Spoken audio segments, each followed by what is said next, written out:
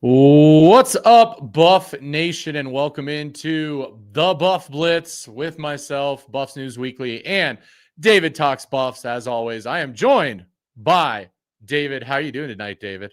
Man, I think I'm doing okay, all things considered. I gotta be honest. This loss is still sticking with me, man. I still got a sour taste in my mouth about it. Hoping we can keep our bowl eligibility alive with a win this week, but man, that was that for me. That wasn't just any kind of loss that we had this past weekend, man. And yeah, it's just got me sad. It's got me sad. Yeah, no, I would agree. And we're going to spend just a little bit of time, now that we've had some time to digest the game. Obviously, we chatted a lot on Saturday night. It was a lot of fun getting to do that with you, getting to watch the end of that tragedy and discuss that. But we'll spend a little bit of time up front talking about the game. And then we'll make the transition into a new game week, a new game against Arizona at home this weekend. So, Dave, now that you've had some days, I know you've been chatting about it online. What is kind of your final thoughts right now of how you're feeling about that loss and kind of what's been going on with the team right now? All right, I'll preface this by saying something that you echoed to me, or I'll echo something that you said to me about how, hey, we will get the truth on how seriously this team took that loss against Utah this weekend in their response to Arizona. But I think why I have kind of a bad taste in my mouth right now, midway through, is because I don't really feel like anybody in the program really took that loss as seriously as it should have been taken. You saw, we didn't even get to talk about this on Saturday night, Russ. You were trying to find the post-game press conference that they usually live stream. It was nowhere to be found. It only lasted 7 minutes anyways. They didn't post it till like 24 hours later, but it wasn't on X, it wasn't on Facebook, it wasn't anywhere, man. I didn't like that. I didn't like how Coach Prime, after getting obliterated, starts the press conference this week with wanting to justify his actions with Warren Sapp and the pylons. Why are you even giving that attention? So for me, it just seems like some of the things coming out of this loss, it seems like they still got their attention fixed on certain things that I don't feel like are nearly as important as the actual football operation, which, just gave me a really bad taste in my mouth. Maybe the team has made some changes and they are keeping everything sealed out there in the Champions Center, man. So we don't know what's going on. But to have nothing reported, to have nothing announced, that some things are going to be changing, that there is some accountability. I haven't posted a video since Monday. So I think that tells you how I kind of feel about that, man. I don't like it. Yeah, it's very interesting with what we've seen as far as response goes. And how it kind of has been business as usual. And the only way that I will agree that is a good thing is if they come out and play with some, some really big heart against Arizona and some, pride. And, the way to shut anybody up, the way to shut up everybody up is to do it on the field. I mean, it's the number one way you can do it. It's the number one way you can do it. So, we can be mad for now because as far as we know, nothing's changed. I will say, Well Off hasn't been doing their daily posting, so maybe that's at least a good thing. You know what? Thank God. Thank God. And I just got to say this, the documentary stuff, all that stuff is cool when you actually got stars here that people want to follow. That where you actually got NFL talent, dude. I think that maybe you can make the argument for one or two guys being undrafted free agents after this year. But yeah, these guys aren't good enough to be getting their own reality shows. They're not good enough to be put on YouTube all day. So maybe it's the right direction for us to just turn off the cameras for a while, man. That's and get back to business.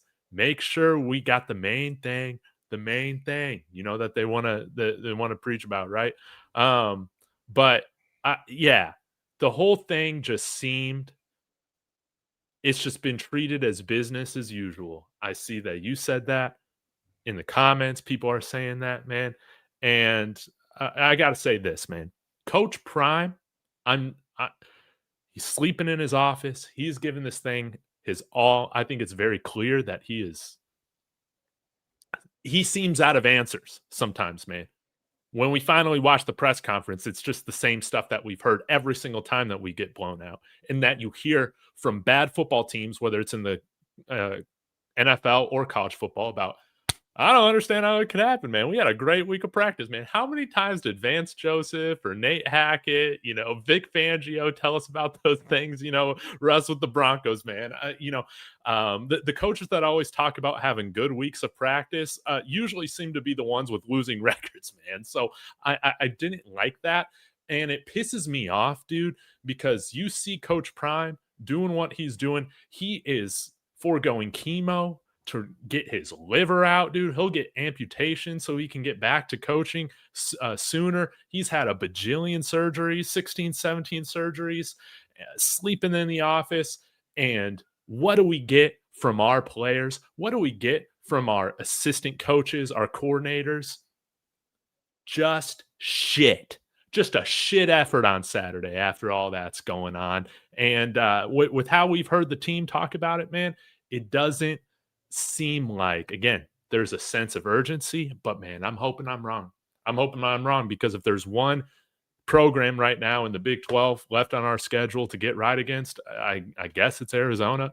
I mean, they're not necessarily a tough as nails team either. So this could be a good opportunity for us to kind of find some of that mojo back. But yeah, the response has Coach Prime, man. I think sometimes, man, these friends and assistants are taking advantage of this situation right here, man, because if they're working for somebody who wasn't a friend, seeing them do what they're doing right now, I don't like it, man. And I think Coach Prime needs to hold some of these guys accountable, but we don't know what's been going on.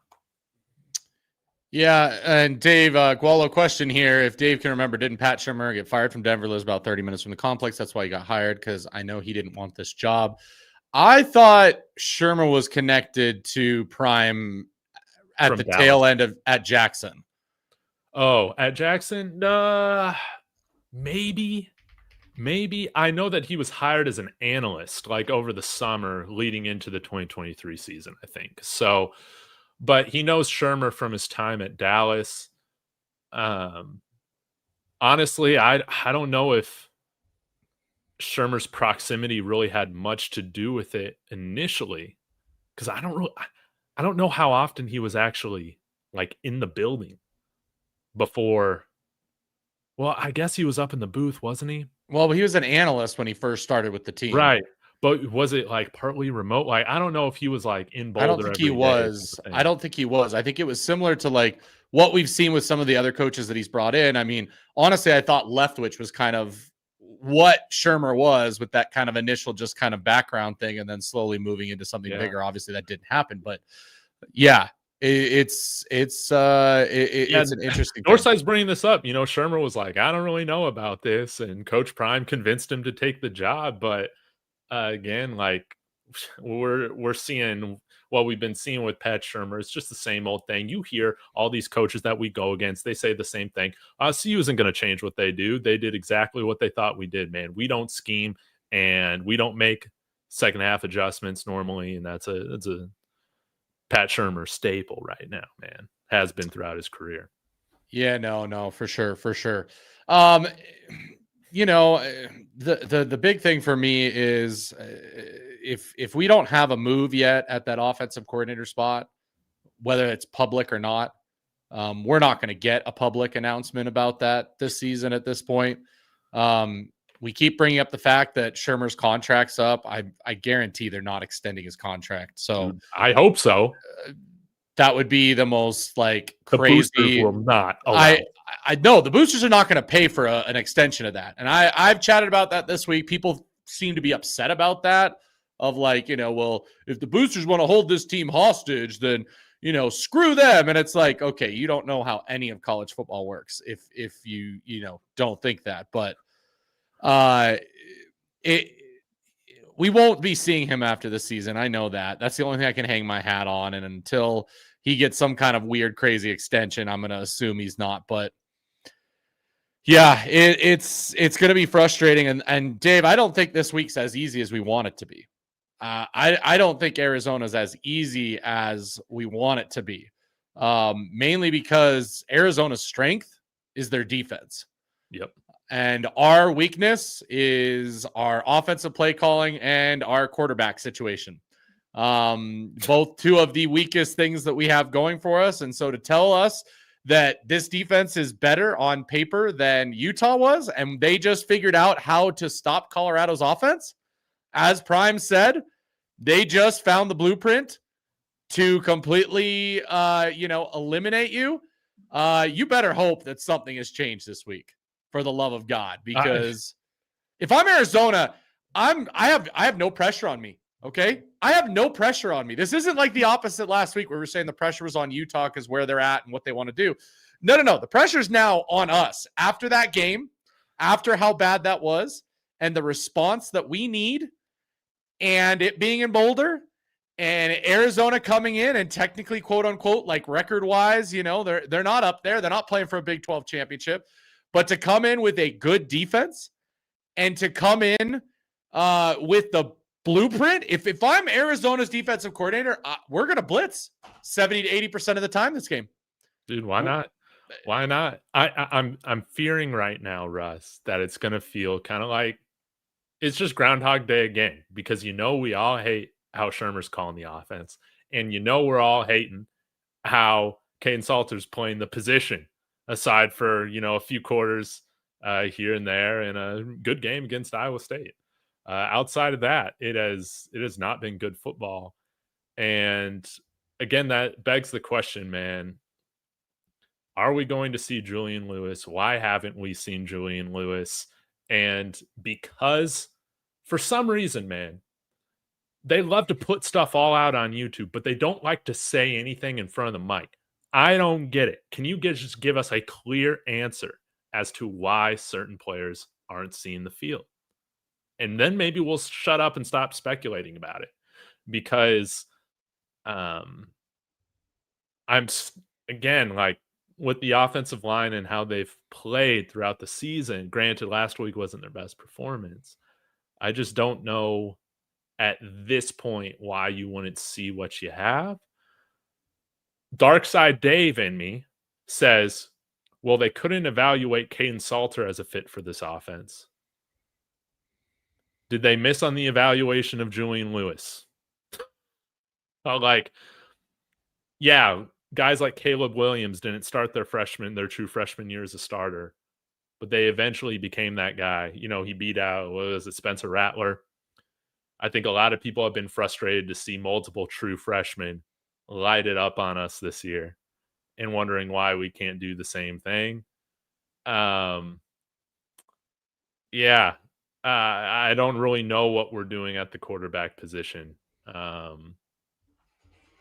What are your thoughts right now on why we haven't seen Julian Lewis, and why isn't he ready yet outside of being 18 years old?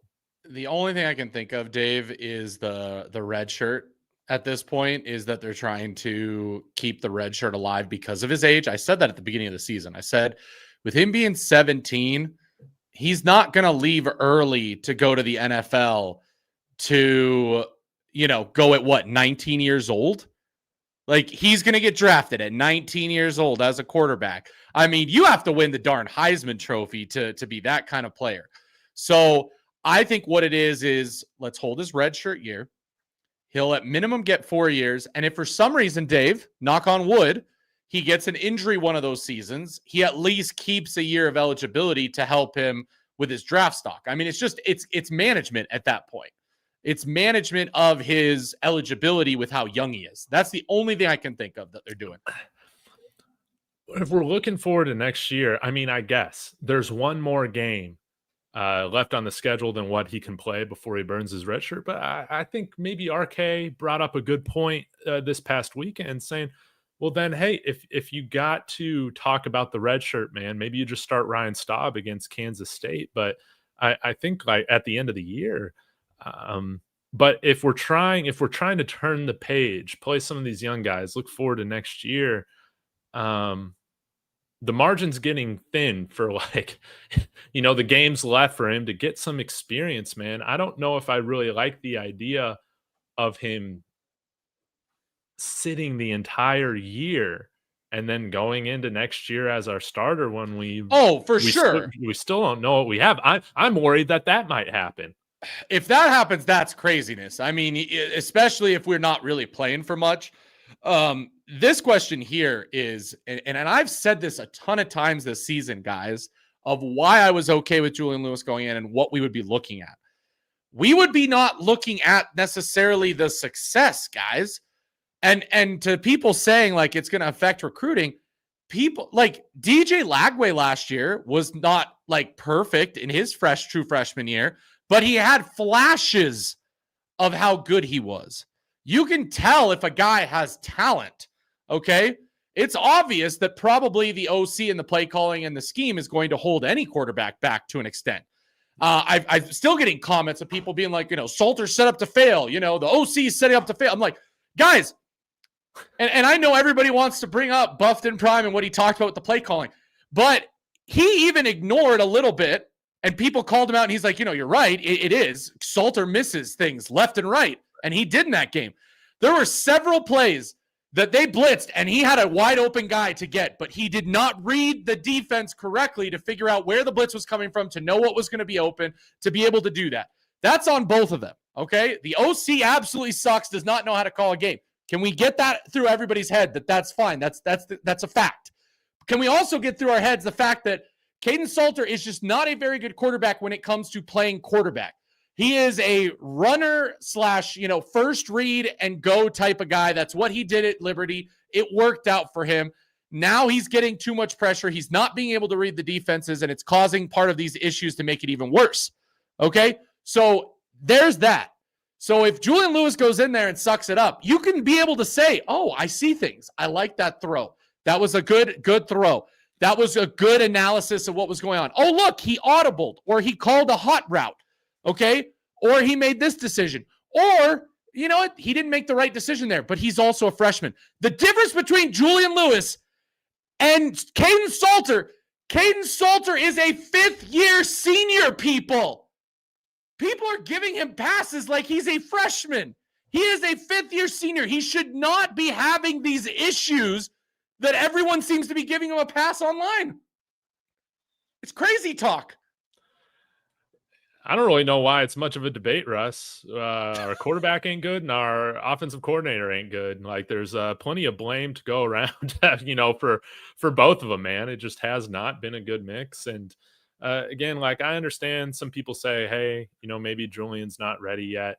This guy's probably, at the very least, he's one of the highest earners on the team besides, behind Jordan Seaton, I would imagine. So he's making more than Salter. With money comes expectation. And I just think, hey, if you're just going to sit him, I think that's scared, man. I think that's a scared perspective. And right now, for the majority of this season, being at 3-5 or whatever we're at right now, yeah, this team has played scared, man. They have shrunk in most moments and in most games this year. So it doesn't surprise me that might be the thinking going on in the building right now is, we want to be careful. Let's see if he can sink or swim. Let's see if he can make some of those, those eye-popping plays, eye-popping throws. All you want to do is see flashes from him as a true freshman. But yeah, man, like regardless of who's starting at quarterback, or let me rephrase that. I don't know if who's starting at quarterback makes a huge difference on like our odds to win this game against Arizona, man. Because with all these guys, you're going to be getting positives and negatives, right? So again, like I don't think Caden Salter is going to be a huge reason why you win this game if you're put in position to win it. So then why not go with somebody like Julian Lewis or hell, dude? Like it would have been nice to see even some accountability. Like if Caden's continuing to miss hot reads, right? Because I think that's what the video was bringing up. Like, man, you got guys wide open on these blitzes. And, you know, Coach Prime talked about it. And some people misconstrued my comments of saying, oh, good Lord, to this answer is because there's just no accountability right now for Caden Salter, you know, or Pat Shurmur right now when it comes to the play calling and the execution. If you see drive after drive, your quarterback is failing to make the right reads and get the ball out on time. You got a guy that you can throw in that really, I don't think changes much with the offense. And heck, it might help provide a spark of energy right there that we saw at the end of the game with Ryan Staub, man. He can at least command the offense. He can at least get things in order. And he understands, while he's not a pro back there, he at least understands what's going on with the defense a little bit more than what Caden Salter has shown his ability to do. So again, I feel like right now, this program has accepted mediocrity from the offensive coordinator, play calling. They've accepted mediocrity from the DC, and they've accepted mediocrity right now from the quarterback position. So, yeah, sorry, that's a long-winded way of me just saying I don't get the point of just running it back again this week. I just don't. Yeah, like I said, I will wait until next week to fully go crazy on this. With the fact that they can save Julian Lewis's red shirt, and I'm giving him that excuse. Yeah. You know, and for you know, for everything that's going on, I mean, they got to do something. I mean, maybe they're waiting. Maybe again, this is me probably giving too much credit, Dave, if I'm being honest. Again, me just hoping as a fan, hoping that we're not just crazy. But maybe like Julian Lewis and Brett Bartolone are working behind the scenes and like starting to plan for the last 3 games. Like, who knows? Maybe that's what's happening behind the scenes is they're planning for his last 3 games because they've already said he's going to start. Maybe that's why Salter's having so many issues, because he knows he's not the quarterback and he's just about to be replaced. I don't know. I don't know. My question, Russ. Say you're saving him for the last 3 games. It's a road game, then a home game, then a road game. Uh-huh. To me, it seems like this would be the right time to play him. When you could go home game, road game, probably easiest road game of the year, home game, and then worry about the Kansas State game. The problem would be, though, Dave, what if he does play well and they truly don't want to burn his red shirt just for one extra game that is meaningless? Do you know what I mean? Oh, like, but who cares, man? If he plays well as an 18-year-old, man, who cares about having that redshirt senior year? I think it's just more of a, you know, what's the point for his and his development long term rather than short term? Just because, again, if he has an injury at some point and he's screwed out of a year that, you know, would have done that, it just, to me, it makes it sense not to like put him at risk of that injury, that issue, losing that year for a season that doesn't matter. Versus, like, you know, if we were competing for a bowl game and Salter gets hurt and Juju goes in and plays really well, yeah, you keep playing him and you figure that out. Or, you know, we're playing for a Big 12 championship. I think that's kind of what's being measured right now. I think that's what's kind of. I need you to rephrase this again, because I don't think I'm understanding. Because what I heard was, what if we play Julian Lewis and he's good? No. But my point is, if you play him and he's good, but there's no point in being good and playing well at this point because you're not going to a Big 12 championship. Yes, there is. Yes, there is. There's a lot to play for, man. We got bowl eligibility on the line, and playing in the bowl game doesn't count towards the red shirt.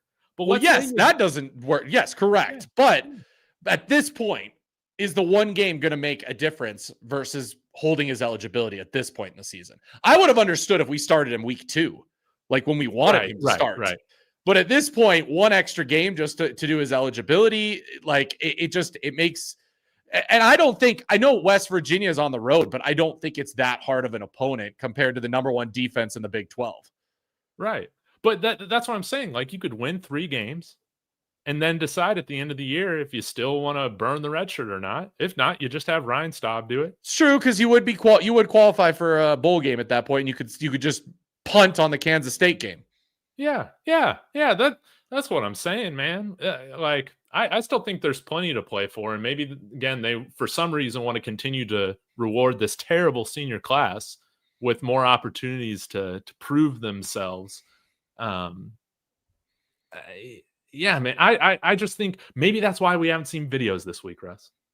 I mean, it could be. I mean, there's something going on, Dave. There's something going on. We're not getting any practice footage because we haven't gotten any practice footage. The video that they posted was just the game video that they did 2 days after the game. Right now, nothing about practice, no footage, nothing this week. Good. At all. Good. Yeah, we need to stop treating these guys like they're pros because they're not.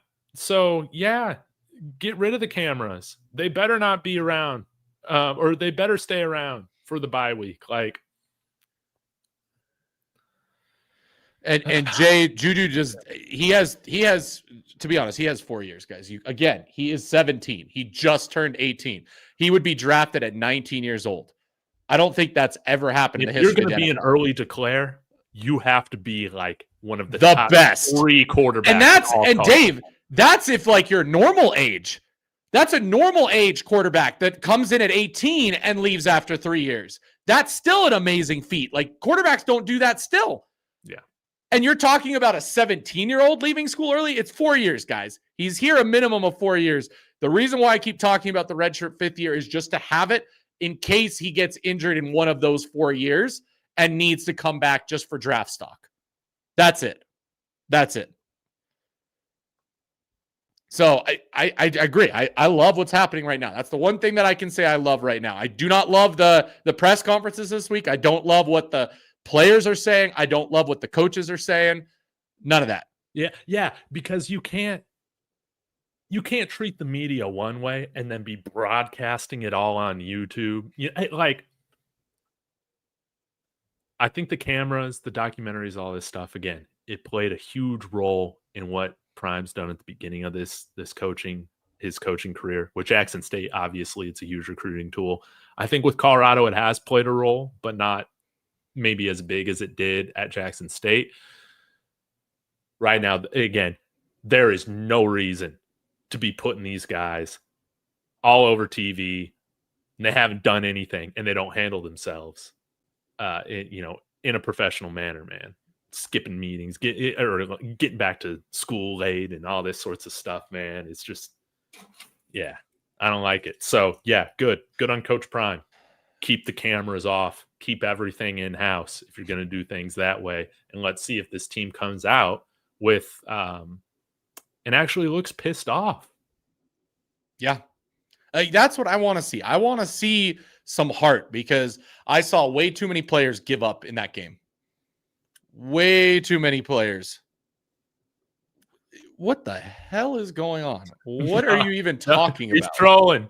Look at his name. I hope so, because that is just a ridiculous call. We haven't said anything. Why did Salter have such a short leash after Georgia Tech, but now has none? I mean, that's a good question, Dave. That's a good question. I mean, we were very quick to remove him at the beginning of the season, not even give him a chance. And now we've had multiple examples of bad weeks. Dude, I don't know. There's been some things that have, again, it's really confused me with how we've handled the quarterback position. I don't know, dude. I don't have a good explanation for you on why the leash is different now. That's the question I want to know. That's true. Like, thinking about that, because the Georgia Tech game was a close game. I definitely don't think it was Salter's worst game of the season. Like, this was definitely the worst game of the season by a mile, by a country mile. Like, that's what I don't get. Like, why aren't we? That is a very good question. Why aren't we, doing that? Dude, I don't know. sometimes, man, I wonder, man, what is going on in those meetings? Like, what are they talking about? What is the strategy behind things? Because, again, like, if you're talking about against Georgia Tech or who do we play week 2? Is it Wyoming or Delaware? I can't No, it even was remember. Delaware was week 2. Delaware was Oh, week okay. 2. So it Well, went like, Georgia Tech, Delaware, Wyoming, or Houston, Wyoming. okay, that's right. Yeah, because again, there seemed to be a shorter leash, more accountability at the quarterback position at the beginning of the season than what we were seeing. I would say, hey, you even saw us go through, a couple quarters struggling on offense. I don't understand why you don't make a change. I think we were all kind of dumbfounded, when we did our post game show, Russ, at halftime. I think part of the reason we just wanted to go live is because, hey, we thought we might have another quarterback to watch to start the third quarter. And, it's just kind of same old, man. I just, yeah, the strategy seems to, our game plan's still going to be the same. Let's just hope we can execute. Um, Yeah. Man. I have no idea. I mean, that question now All dumbfounded trust me. and goodwill that was acquired against Iowa State, it just feels like it all just went out the window for like how they handled that success throughout the bye week. Like, just totally mind blowing. It just doesn't make sense to me. I mean, and what doesn't make sense to me too, I mean, I'm gonna give all credit to the Utah coaching staff, because how did no other team see this and just decide I'm just gonna blitz, 80% of the time on Colorado and win? Somebody else said that Georgia Tech put the blueprint. No, they didn't, because no team, like Georgia Tech, did not blitz that much. Georgia Tech did not blitz as much as Utah just did. Utah has put a blueprint out that it is like, you could probably easily win if you just blitz every single play, pretty much. Like, that's insane. And that is the most disrespectful football thing. I have talked to several football minds, by the way, Dave. Like, and I've seen several people comment on this. Like, that was Utah's defense completely disrespecting CU's offense and getting away with it. Like, getting away with it, because they did nothing to fix that issue, when every football person out there knows that there are ways to combat a blitz if you know it's coming every single play. I know. And man. we did nothing. I We know, did man. nothing. Dude, all this NFL experience, y'all are bringing it up, man. All this NFL experience, and dude, it's so ironic. It's so ironic. I could not help but just feel like a Cleveland Browns fan this week, dude. Because, yeah, that's kind of the NFL product we're getting right now. A bunch of weird decisions across the whole team, a bunch of very strange decisions that don't really make sense at the quarterback position, and I like how that's been managed this entire year. It's pretty ironic, given that Shador's there. That, this is kind of, again, like this is what Cleveland Browns fans are trying to do too, is just like make sense of this situation, and we're trying to do our best over here too.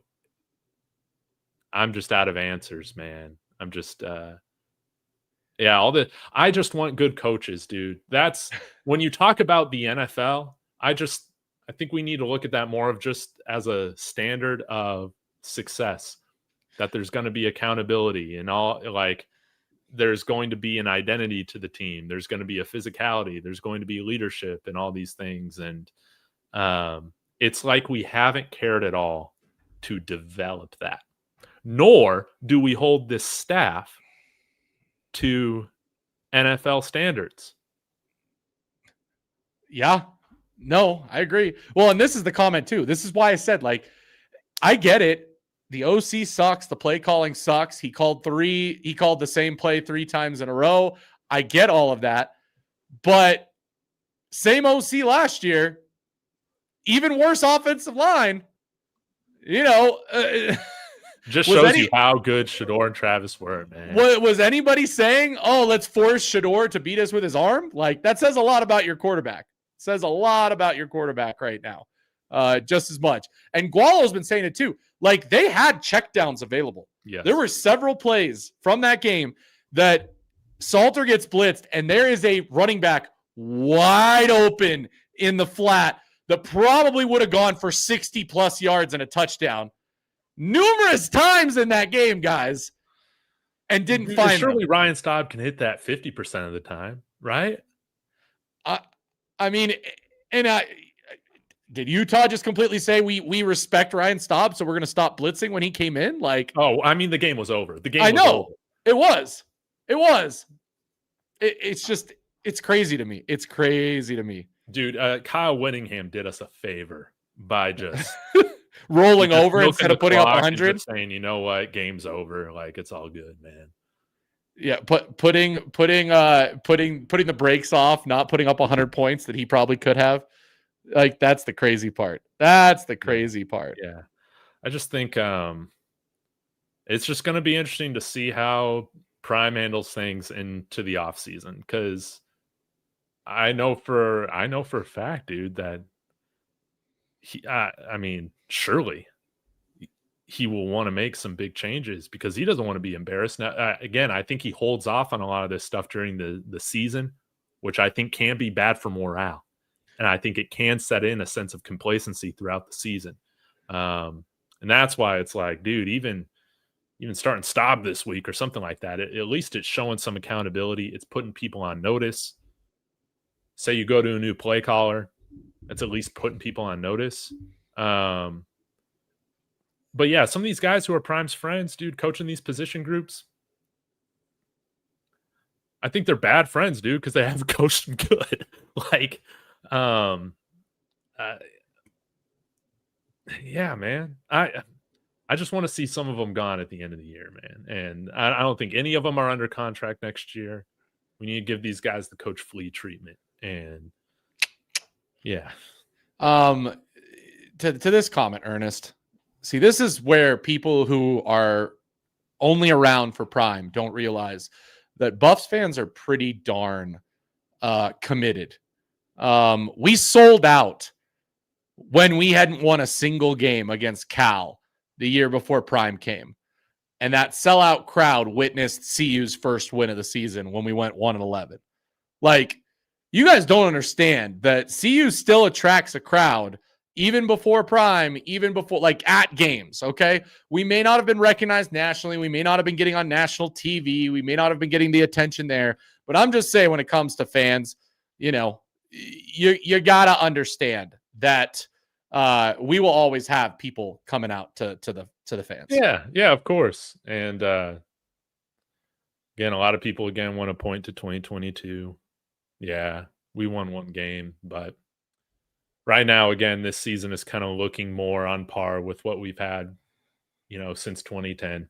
I think, it just is. And again, I think it's very clear that a lot of boosters are frustrated because, again, when you're paying 5-10 times as much as what you've invested in the program for 5-7, 5-7, 4-8 year after year, this is unacceptable. Again, yeah, we're not unacceptable right now. We're not downplaying Prime. I just said that. I said we were not on national TV. We're not getting national attention. We're not getting the commercials, the money influx, anything like that. I'm talking about just Colorado people in the state of Colorado that would go to CU games. Okay? That's it. I'm simply saying that for people thinking that people should stop going to the games, people are not going to stop going to the games. The stadium is still going to be packed game in and game out because that's who we are as the local fans. Okay? The national stuff, yes, that is all Prime. We wouldn't have the money. We wouldn't have the 5 stars. We wouldn't have any of that. That's fine. We're giving him that credit. Well, I'm not talking away from that. Well, if we lose out the rest of the year and start out next year losing, all that national stuff's going to go away too, man. So, granted, it might take a little bit longer, but I have faith. Again, we got to remember Coach Prime is still new to this. He didn't spend 25 years in coaching before this opportunity, man. I think a lot of this stuff he's still learning. And this is a big offseason for him, no doubt about it. And I think he's going to have to make some tough decisions that ultimately will be better for us next year. But again, we're talking about 2025. We want to see some immediate accountability and just some change. When you fire a coach in the middle of the NFL season, it's not necessarily to save your season for the most part. But it's more so to send a message to the organization that standard or lack thereof will not be tolerated, man. We don't have any news of any changes being made, but I will hope behind closed doors that's it's a different story. So to this comment, because I've been seeing it all week. People have been blasting me on Twitter saying, "Oh, you guys are on TNT now, blah, blah, blah." You guys do realize that the Big 12 got an extremely massive amount of money from TNT to be the official broadcaster of the Big 12. You I think guys, the broadcasts have been pretty good. I don't know like how much people are watching them, but I've liked the but TNT broadcast. But you guys realize that we're going to be on TNT, even if we were amazing. TNT gets a couple games a year because they are paying a lot of money for a Big 12 package. They have a Big 12 review show. Like, they're putting everything in the Big 12. They have an agreement with us, guys. So saying that getting stepped down to TNT, no, what being bad is getting stepped down to the Pac-12 network that nobody has. TNT is still on cable. Like, FS1 is cable, the same as TNT. If you're talking about Fox nationally, that's different. If we're talking about, actual Fox, that's different. But FS1 and TNT are same cable package. So, like, people saying it's a step down is just hilarious that people aren't paying attention to that either. Are there still going to be ESPN Plus? Because I could see us back on there at some point. There you go. That's us going down. Right? Yes. Yeah. That's us going down. If we don't ever get on actual cable TV, that's a step down, which, by the way, we had to deal with for a number of years. So there's that. There's absolutely that. So, Dave, let's really quickly sponsor so we can get into the quick projections on Utah. Sorry, we're taking so long. We just get to talking. Sorry. But I lost track of time anyways. Don't worry about it. But, of course, we want to say thank you to our sponsors over at Taco Bell and the Buffs Box. Had a comment, by the way, in the chat from one of the OGs in here, Z-Mac. He won Taco Bell shirt. By the way, I am rocking the Julian Lewis shirt for maybe specific reasons tonight, Dave. Maybe specific reasons. I pray to God you're right. Release the Julian Lewis when it all is said and done. He better be playing some point this year. But Taco Bell has been an amazing sponsor for us this year. We've got a new ad read this week, and boy, is it a good one. Okay. Fall is upon us. The weather's getting colder. So Taco Bell has decided to bring the heat. For a limited time, you can get Taco Bell's new flaming hot Frito grilled cheese burrito. Grilled cheese burritos are a fan favorite, and this edition takes it up a notch with a spicy, flaming hot rice and crunchy, flaming hot Fritos loaded with seasoned ground beef, sour cream, and cheese melted on the inside and outside of the tortilla. This burrito is sure to delight. If you have a group, throw in a few Buffs boxes if you're here in Colorado, 4 Taco Bell Classics, and a player collectible cup for only $7 to satisfy that Taco Bell craving. This is the best deal in all of Colorado. Taco Bell is a proud sponsor of CU Athletics and is donating $1,000 to the Golden Bluff Scholarship Foundation for every CU touchdown scored in 2025. Live Moss at Taco Bell. We appreciate it. We appreciate Taco Bell. Okay? I think that's pretty good. Yeah. We do appreciate Taco Bell. I love Taco Bell. Thank you. Thank you. I don't know what I'd do without you this season, Taco Bell. I don't know either. Like, their partnership is really what has made this season like tolerable with what's been happening. Yeah. And so I do appreciate them. And I will say, I will always give this shout out, and people can say I'm sucking up, whatever, but I do appreciate the diehard fans and the diehard fans of our shows that show up on a consistent basis, win or lose. That was the first game, Dave, that I did not lose subscribers. I actually gained 80 subscribers over the weekend. Yeah, which is talking about, man. It's quite a change. You just don't sugarcoat it, man, and people will like that, win or lose. I think that's great, man. More people are starting to see what Russ is all about, man. I love it. Well, we're having a good weekend. We're appreciating it. We're glad that we have a partnership. Other teams don't have no team box at Taco Bell, and that's just the way it is. That's just the way it is. Z-Mac, let's go. Season tickets since 2004. He called in on Monday, Dave. Had a great take on this team, what was going on. Still locked in on this team. But it didn't sugarcoat it at all. It was good. It was good. Man, I'm starting to I'm thinking that could be the case, man. Maybe there's no well-off videos because we are starting a new quarterback. We got Brett Bartolone calling plays, and there actually was some accountability. Maybe that's Maybe that's the case. Yeah, to the commenter who said Julian Lewis can play the last 4 and still have his red shirt, he can't because he played in the Delaware game. So he's already played 1 game. He can only play 3 more and plus the bowl game. We have 4 games remaining, so that would be 5 games plus the bowl game would be 6. He would not have his red shirt anymore if he plays in these last 4. He can play in the last 3 because, again, we played him for 2 drives against Delaware, which to me still, Dave, boggles my mind that we didn't let him have more goes at it than those 2 drives. I don't know. Yeah. I mean, was he that unprepared? Again, you're I talking didn't. about bringing in a 5-star guy. Then I got questions for you, Pat Shurmur. I got questions for you, offensive staff. Why can't you get a 5-star talent ready to start over what we've been seeing throughout, the first 8 games or whatever it is? Why is that? Yeah. I don't know. And he's been here since January. I feel like at this point, it's an indictment on the coaching staff. It has to be, but I also don't think he looked that unprepared. Like, he had a great play to Quentin Gibson on the sideline. Like, the sack he took was literally a blitz up the middle that came untouched. Like, to me, it did not look that bad in those 2 drives to say and pull the plug on him already. So, it takes times. It takes time. And I would agree with Robbie. Like, I think on those 2 drives, like, again, I think we all came away saying, like, he looked like a 17-year-old playing quarterback. Then what is – again, how can't you get this guy ready? How can't you get this guy ready? That's just – Yep. My thoughts. And is it because Pat Shurmur is archaic? I think that has a lot to do with it because it's very clear he couldn't get anybody ready. Couldn't get anybody ready this year. It does. It does. Okay, Dave, let's talk Arizona. I've already thrown up a couple previews when it comes to Arizona and what they provide.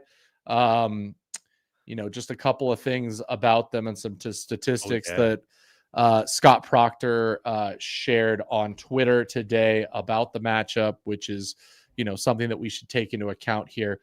First thing, of course, is the defensive stats, as we talked about. Arizona's defense this season allowing only a 51% completion percentage to quarterbacks, first in the Big 12. Only 4 passing touchdowns all season, first in the Big 12. They have 9 interceptions, second in the Big 12, and they are only allowing a conversion of 34% on third down, which is 5th in the Big 12, so in the middle. So, there's that. The other interesting thing about Arizona, though, Dave, and their coach, which does help Colorado is 10-7 at home under Coach Prime. Arizona is 1-6 on the road under head coach. And 0-2 this year.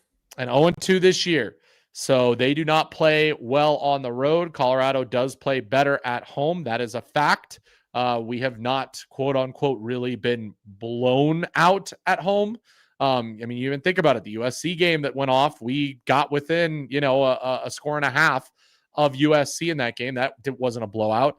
We beat Nebraska at home, got blown out on the road. We, every time we play at home, it's a close game and we're in it. So that home field advantage is there, whether we win or lose. It's still there. It still gives us a chance. But Arizona is a very, very good team, and we are a very, very poor offense when it comes to passing the ball right now, which does not bode well. If I'm Arizona, I dial up the Utah playbook, and I just say, hey, pass it on us and try and win this game and see what happens. And I have a feeling if they do that, that does not bode well for this offense if Caden Salter's in there, if the play calling hasn't changed and we don't make any adjustments. So, Dave, overall, what do you think? Who does we have to go this. Who do you think could be an impact player for Colorado on the offense? Oh, man, dude.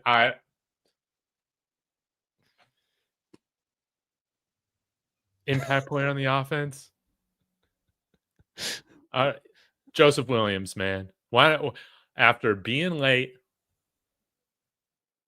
why don't you show you're actually pissed off about it and go and have another great game? How about that? Have another great game like you did against Iowa State. Number 8, Joseph Williams. Now, who's throwing him the ball? I'll comment on that here in just a moment. What say you, Russ? Okay. I mean, I'm gonna have to go with a running back again. I think the only way we're gonna win this game is if we can get the running game going.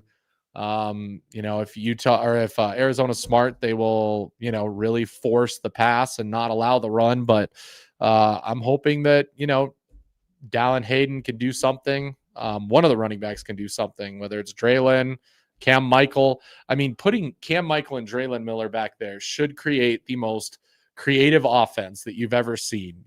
Running two receivers out of the backfield, that should be a matchup nightmare for any team. You would think. We're not doing it. So I'm hoping one of those three has a breakout game, and that helps us lead to a great offense.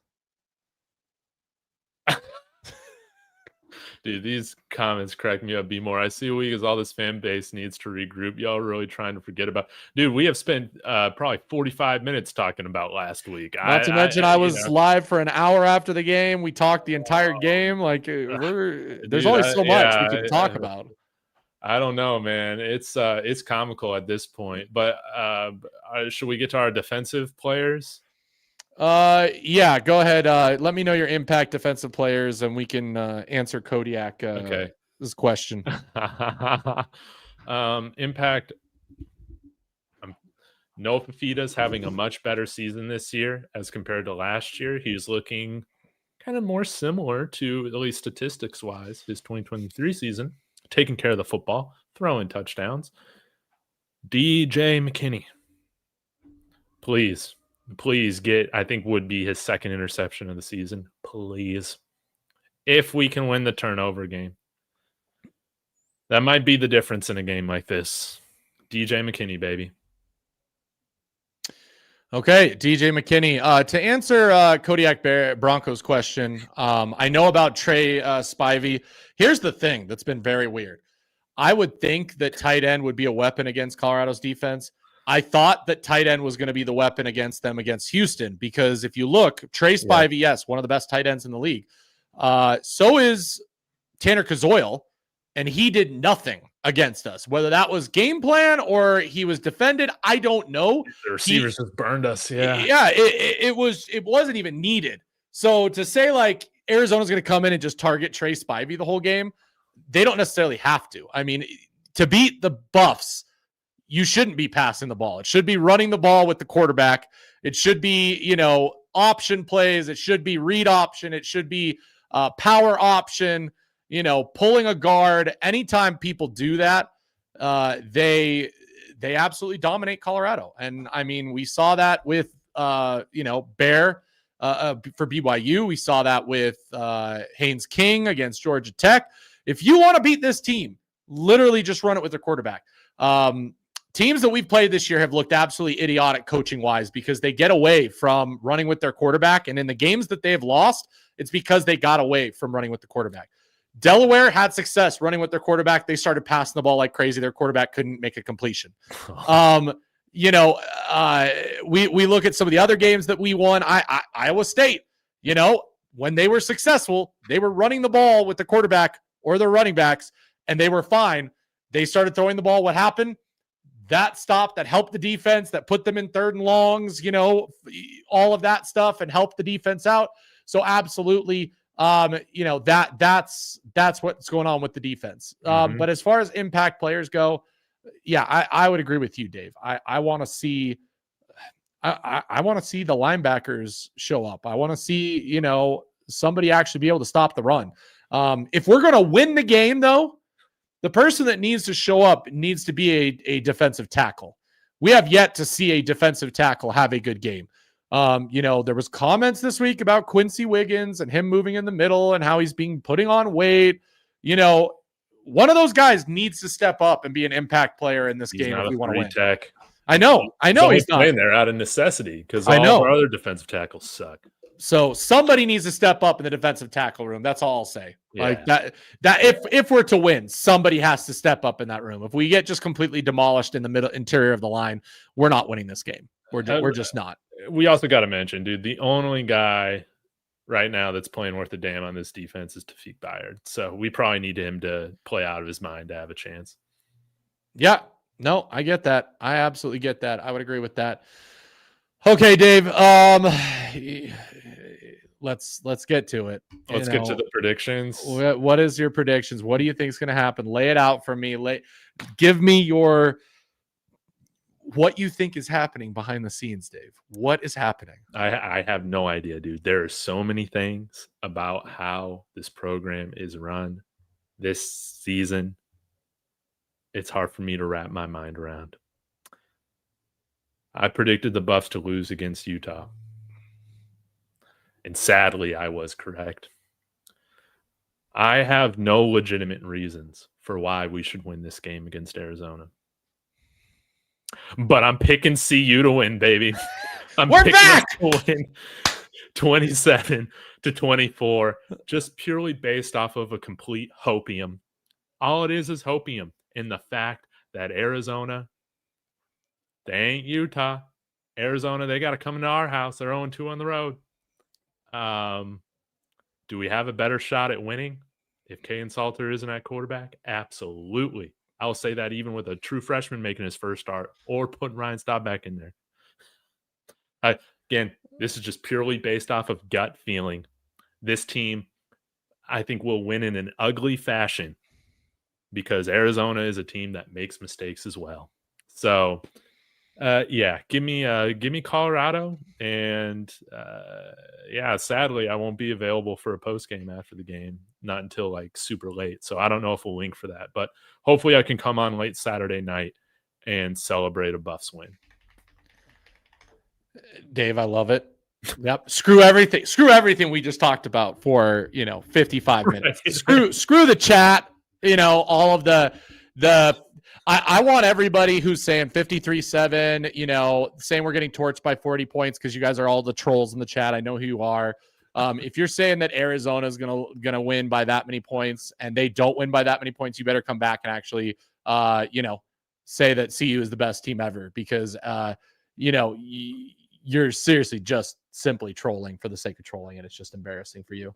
But hey, we love the watching the views. Like you're getting us money by showing up and trolling in the chats, which is why I usually don't ban trolls.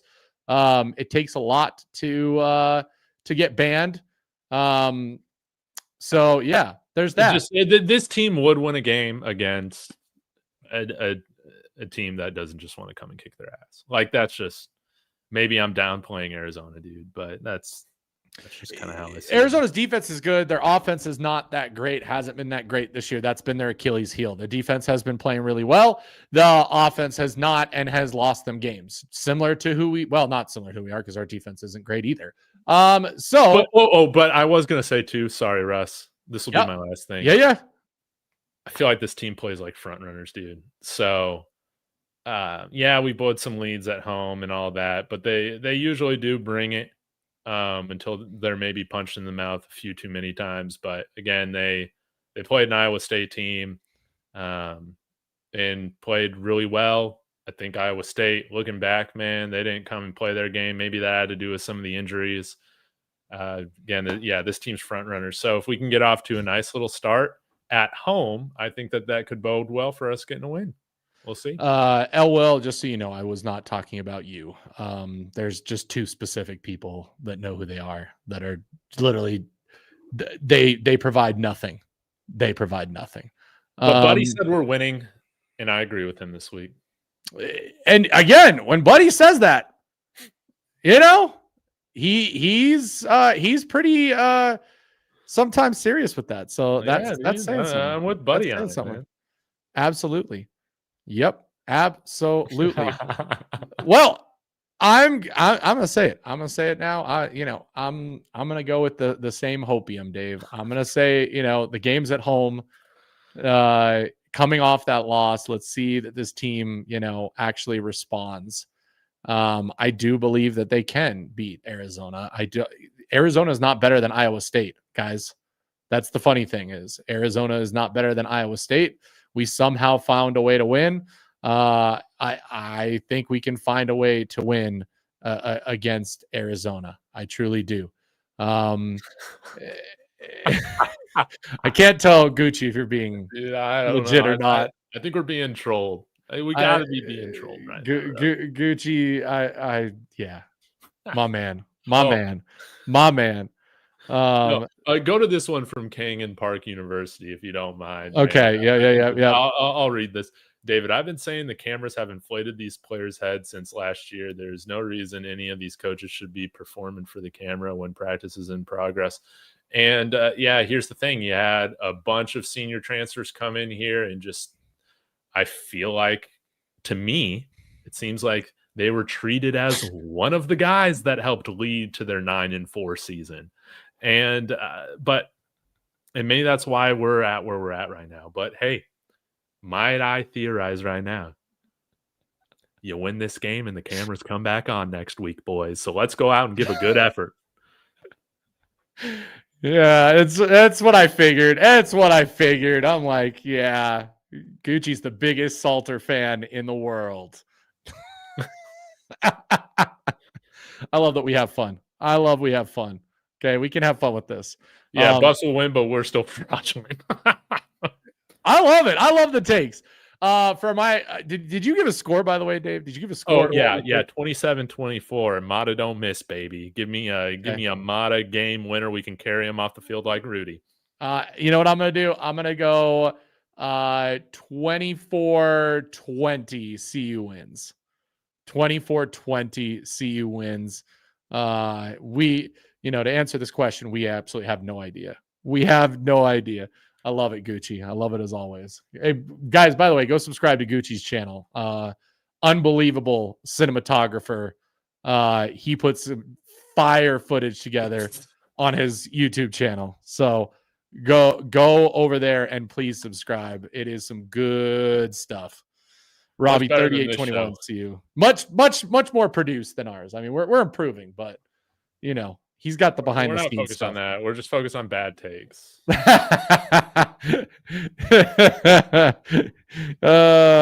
Dude, come on, but we want well off more videos, right? We want more subscribers. That's what they're telling the players this week. So let's go and turn the cameras back off, boys. You had to be treated like 5-year-olds. The screen time has to go away for you to act like football players, even though you're getting paid.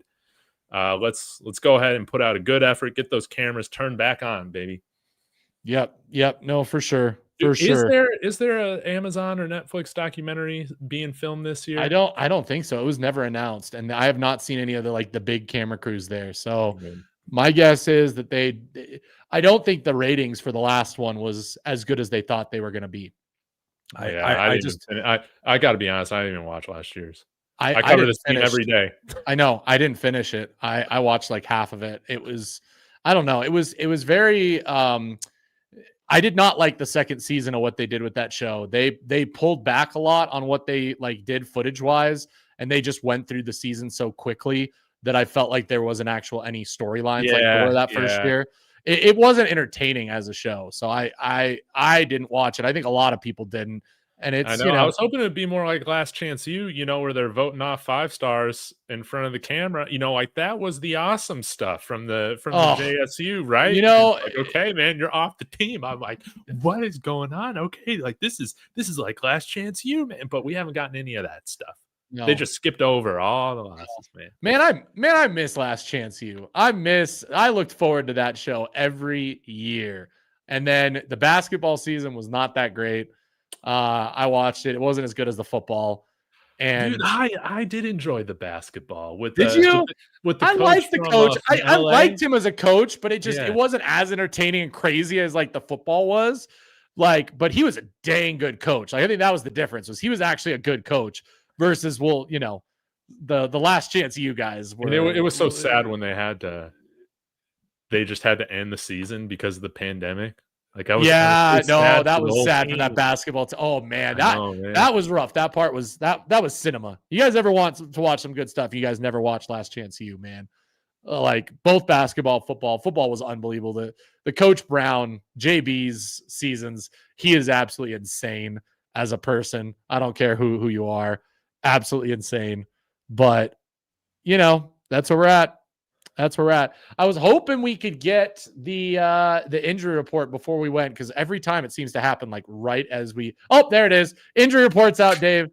Injury report's out. We're good.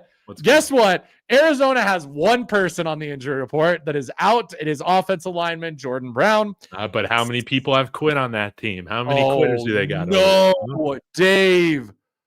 Oh no, our out list is bad. Dude, I can't wait. Pull it up, man. Pull it up. You get my reaction. Shoot. Oh, shoot, Dave. Oh, shoot. Oh, no. Oh, no. Okay. Let me pull it up. Oh. Kane Salter out, baby. That's what I'm talking about. No, it's worse than that. It's worse than that. Ooh, okay. We've got Xavier Hill out. Ooh. Alex McPherson is out. Ooh. Doubtful. Our other D tackles. They've been doubtful all season long. They've, McNeil's going to questionable. Tion Parks, Sincere Brown, RJ Johnson, Isaiah Harge, Braden Keith. Probable Carter Stoutmeyer, Jeremiah Brown, Larry Johnson, Yo-Yo, Zach Atkins, and Brandon Davis Swain. Well, I'm excited to see. I would imagine Yo-Yo gets that start at guard. So, I mean, that'll be exciting to see how he does. Yeah, if he does get that started guard, I mean, who knows? Let's see what happens. But man, few position coaches developing guys right now on this team. Gunnar White and company, they've done a great job. So, man, I'm pumped to see that. Sam O lost his job to London Merritt. I don't know what you guys want to say with that. Like, that's not a massive deal that he's gone. He lost his job to London Merritt. They literally gave it to him because of what he was able to do. So there's that. Well, I'll tell you what, man. Again, I got nothing logically. If you're looking for logical analysis on how I see this victory coming, it ain't logical, dude. It's full gut feeling and hopium. But again, I picked this team to go 8-4 every year, like freaking clockwork. We love you too, Dr. Vernon Shelton Sr. Both of you are losers. Both of you guys are horrible content creators. Well, thank you for the engagement, Dr. Vernon. And, God bless you with your horrible takes, because we're the best content creators out there. That's right. I mean, enough that he popped on the video and commented. He doesn't like us talking about turning off the cameras. All right. I guess. Good, or I mean, like the people said earlier, I guess that, even though we've said absolutely nothing, we're racist too. I don't know. That was a troll, man. But Dr. Vernon, man, I'm wondering if he's a Cleveland Browns fan, because the only people that I feel like can defend the product on the field that we've seen most of these games are people who are just fans and only watch shit football teams, man. Shit football teams. That's why I'm so critical of it, because I go from watching this to then watching Sean Payton coach football teams the next day. I mean, it's a night and day difference right now with this program, dude. And don't get me wrong. I'm a fan of talking your mess. I'm a fan of being braggadocious, all those sorts of things, because guess what? Sean Payton's that way too with our Broncos, man. He's that. The difference is that they actually back it up. The difference night and day with those when we talk about them is Sean Payton. He takes responsibility, and he is not sugarcoating stuff in those press conferences when things don't go well. No. Like he faces things head on and doesn't make any excuses for anybody. So that's a big difference too. And guys, the big thing is why is being critical like not okay with some people? Like I just don't get that. I can never why win. they see it as an attack, man. I don't know why every time we're critical of something, we always gotta preface it with, we want Prime to figure this out. We like that Prime's here. Just like you go to my Broncos channel, I will rip Sean Payton for the stupid stuff he does. Yeah, I'll do it. But ultimately, man, not perfect. I'm glad he's my coach, man. Absolutely. Absolutely. Like what he's been able to do with the Broncos is absolutely, shows what a great coach he is. I mean, he literally at least did something with Russell Wilson at quarterback for a season. And then, brought Bo in his rookie year, helped him get to the playoffs in his rookie season, has developed him very well, where it seems like Bo gets better each and every week. Like, That's a pretty darn good coach right there. Yeah, doctor has a fever, man. The only prescription is more cowbell, baby. Yeah, man. Be tuned back in here, man, for Doctor whatever his name was. I already think forgot his he name. probably dropped in. Man, talking his mess and running away, man. Yeah, you are all losers. these keyboard warriors, man. Don't act like they weren't calling for Peyton's job. We weren't. Who was calling for? Yeah, who was calling for Sean Payton's job? The past 2 seasons, who was calling for Sean Payton's job? We went from Nate Hackett to Sean Payton. We made And the playoffs for the first time last year in like 10 years. And he did something with Russell Wilson on his roster. Like, we won 8 games that first year, man. Yeah, that's kind of crazy. This isn't the Broncos, but I mean, geez, that's kind of crazy. Yeah, I don't know. Maybe they just listen to the fan, but the fan's always trying to get everybody fired. RMJ, I appreciate you. I know that. We know who the trolls truly are because they truly just provide absolutely nothing. Their takes are absolutely like the most craziest takes. At least you guys provide reasons for that instead of just Twitter saying conference. Dude, Twitter does not matter, dude. Twitter does not matter. That's the cesspool of humanity. We all know that. I know that. I mean, I'm only on Twitter, to get sports news and updates when it comes to that. Dude, we're all the worst versions of ourselves on Twitter, myself included, man. Hope you guys give me an unfollow on there. Yep. No, there you go. Oh, man. Well, okay. So we both have the Buffs winning. We both are hoping that there's a turnaround this week. If I'm being honest, though, Dave, if they trot Salter out there again and they win, like, that doesn't help anything, deep down. No live stream, guys. Kane Salter and these Buffs absolutely killed my desire to do a live stream. I wouldn't be able to do it anyways this weekend. But if we win, maybe I'll come back and do one the following week. I'll cover the second half in post game, and if I stay on long enough, Dave, come and jump in and join with me if they get a win. Maybe. I mean, I probably won't be home till like 10 o'clock. So I don't know. What time's the game at? It's 6. It's 5 o'clock. Okay, so I'll be home at like 9 o'clock, I think. Yeah, that'd be 2 hours after the game. We'll have to see where we're at. The Shades will, if we win, the Shades are on. Okay, if we win, the Shades will be on. Absolutely. Okay. I don't think if they win a bowl game, we'll all be forgiven. No, I don't think all will be forgiven. We still need a new OC. Like, they better not be extending Shermer in the offseason. Dude, I'll say this too, man. I'm almost at the point where if you wanted Rob Livingston to get out of here, man, you could afford to fire him. You could do it if you wanted. I think I want some coordinators in here that are about that freaking life. About grinding, about scheming, about recruiting, man. It would be nice to see our coordinators out there recruiting a little bit more. I want to see a established college coach. And I don't want to see I don't want to see a Sean Lewis situation either, Dave. I don't. I don't think that that's what we need. I want to see an established coach be brought in. We've shown that we'll pay for a coordinator, with what we're paying Livingston this year. So I guarantee if they went to the boosters and said, hey, we're bringing in this person and it's somebody big, OC wise from college, like an actual, similar to what I talk about every time, like a Gus Malzahn was this past year.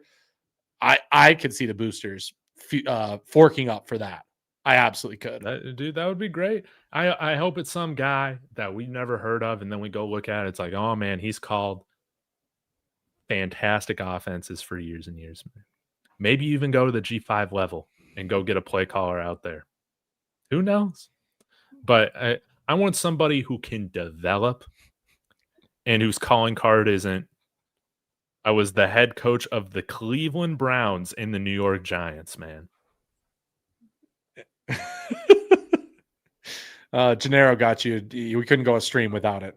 We couldn't go a stream without it, Dave. Dude, at this point, Gennaro and company, the Ponder cult, I will concede, man. Can it get much worse?